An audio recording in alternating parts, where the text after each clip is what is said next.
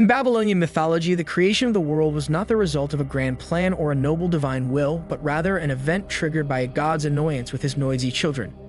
In the story Enuma Elish, or the Seven Tablets of Creation, the world initially consisted of swirling waters in a void. These waters were divided into two parts: fresh water, personified by the god Apsu, and salt water, represented by the goddess Tiamat. Amid this chaos, Mummu emerged, symbolizing the mist that often appears above water. From the combination of water and mist, other gods emerged. However, the noisy revelry and chaos created by the young gods greatly irritated Apsu. He planned to destroy his children. However, Apsu's plan was discovered, and the young gods, under the leadership of the god Marduk, fought against Apsu and Tiamat. A fierce battle ensued, and Marduk ultimately defeated Tiamat, using her body to create the earth, sky, and stars. From this story, we can see that even gods were not immune to the annoyance of noisy children. The tale of Enuma Elish, dating from around 1200 BCE, serves as evidence that humans have long sought to understand the meaning and origin of their existence. In their quest, they created fascinating myths filled with drama and conflict, reflecting the life and values they held dear. In the absolute void, before there was time, stars, or earth, there were only two gods: Apsu, the ruler of fresh water, and Tiamat, the goddess of salt water. They floated in the emptiness, separate yet bound by an inexplicable cosmic force. Then they united, and from this union, a pair of gods was born: Lamu and Lahamu. These new deities became the progenitors of the next generation, giving birth to Ansar and Kishar. From Ansar and Kishar came the god Anu, the ruler of the sky, who inherited the strength and wisdom of his forebears. Anu fathered Nudimmud, also known as Enki or E, the god of wisdom and fresh water. Enki, possessing magical powers and extraordinary intelligence, is often regarded as the god of magic. Though wise, Enki was known for his cunning, often used to assist humanity. From Apsu and Tiamat came many other gods and goddesses, including Enki, who became part of the younger generation of deities. These young gods were full of energy and enthusiasm, frequently holding noisy feasts and gatherings. Their loud celebrations disturbed the peace of Apsu and Tiamat, eventually sparking a conflict that would alter the course of creation. The gods Apsu and Tiamat, majestic beings present since the beginning, longed for tranquility. The peaceful existence they had enjoyed from the start was gradually disrupted by the clamor created by the younger gods of their children. At first, the racket from the young gods was tolerable. However, over time, their behavior grew bolder and more disturbing. Apsu, who was initially patient, eventually reached the limit of his tolerance. He planned something extreme: to kill the young gods, his own grandchildren. This dreadful plan emerged in his mind, perhaps out of desperation for the peace that remained elusive. Apsu then approached Tiamat, his partner, to discuss this dangerous plan. Upon hearing Apsu's scheme, Tiamat, who might have once felt the same way, became furious. She could not bear to see their children annihilated. The maternal instinct still etched in her heart made her reject Apsu's plan. Though she was also annoyed by the young gods' behavior, she could not imagine destroying them. However, Tiamat's rejection was short-lived. She soon regretted her decision, as Apsu, undeterred, decided to carry out his plan alone. He even sought the help of Mummu, who agreed to assist with his wicked plan. Apsu's plan to destroy the young gods leaked to the other gods. Fear gripped the hearts of these young deities. For the first time, they fell silent, locked in fear, awaiting their fate. The god Enki, renowned for his intelligence and wisdom, established a magical circle around the young gods, ostensibly as protection from attack. However, his motives ran deeper. Enki planned to kill the god Apsu.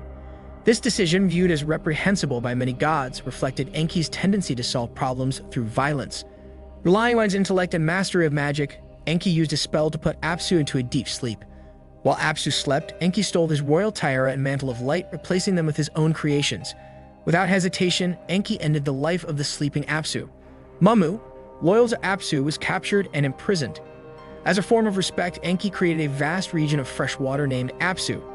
In this region, he built a temple for himself and other gods, making it his home along with his wife, Gemkina. From their union, Marduk was born, whose name means son of the sun or bull calf of the sun. Marduk, known for his extraordinary strength that surpassed even his father's, often emitted fire from his mouth when he spoke. Compared to other gods, Marduk was one of the strongest. However, after the death of Apsu killed by Marduk and Enki, the situation became even more heated. This event marked the beginning of a great war among the gods. Goddess Tiamat, who initially sympathized with the younger gods, became furious because they had killed her husband. Tiamat's advisor Kingu then suggested that she avenge her husband's death. Tiamat agreed and devised a plan. It turned out that several other gods also disliked Marduk and Enki. These gods conspired and joined Tiamat in the war against the faction of Enki, Anu, and Marduk. In addition to receiving support from other gods, Tiamat also gave birth to powerful monsters to assist her in this war. Tiamat created 11 monsters, including a giant venomous serpent, dragons, scorpion men, fish men, and bull men, all armed with deadly weapons. Tiamat's forces were led by Kingu, her advisor and second husband. Tiamat then gave Kingu the Tablet of Destinies, which allowed him to determine the fate of all gods in the universe. Goddess Tiamat, in her burning rage, officially declared war against the gods. This alarming news reached Enki, who promptly informed Ansar. Ansar, lamenting the inevitable fate, pleaded with Enki to calm Tiamat and stop the war plans. However, Enki's efforts were in vain. Desperate, Ansar tried to persuade the other gods to negotiate with Tiamat, but their attempts also failed. The other gods resigned themselves to the reality that a great war was unavoidable. In his desperation, Enki approached his son, Marduk, and asked if the young god could help stop the war. Marduk, with a sharp gaze, declared that he could not only stop the war, but also defeat Tiamat and save the gods. However, he set a condition. The gods must gather and acknowledge Marduk as the supreme god, their leader in the coming battle. With no other choice, the gods agreed to Marduk's terms. Crowned as their leader, Marduk was ready to face Tiamat. War erupted, with Tiamat's forces clashing against the gods led by Marduk. Riding a chariot drawn by 4 of Kingu's steeds, Marduk entered the battlefield. The rebel gods were astonished by Marduk's power, fear gripping their hearts. Confidently, Marduk challenged Tiamat to a one-on-one fight. Tiamat, in her blazing fury, accepted. A fierce battle ensued, with Marduk's strength, despite his youth, proving a match for Tiamat's might. In Mesopotamian mythology, Marduk, the god of storms, holds the highest position. His esteemed status is reflected in the Enuma Elish, which is recited annually during the Akkadu festival, the Babylonian New Year celebration that falls in April according to the Gregorian calendar. The Akkadu festival lasts 11 days, with a recitation of the Enuma Elish on the 4th day. On the 5th day, a ram is sacrificed, and the priest who performs this sacrifice is exiled to the wilderness until the end of the festival. That evening, the king of Babylon kneels before the statue of Marduk, demonstrating respect and recognition of his authority. The Enuma Elish is considered a sacred text, revered and central to the festival's rituals. These stories highlight the richness and complexity of ancient Mesopotamian culture, providing valuable insights into their beliefs and values.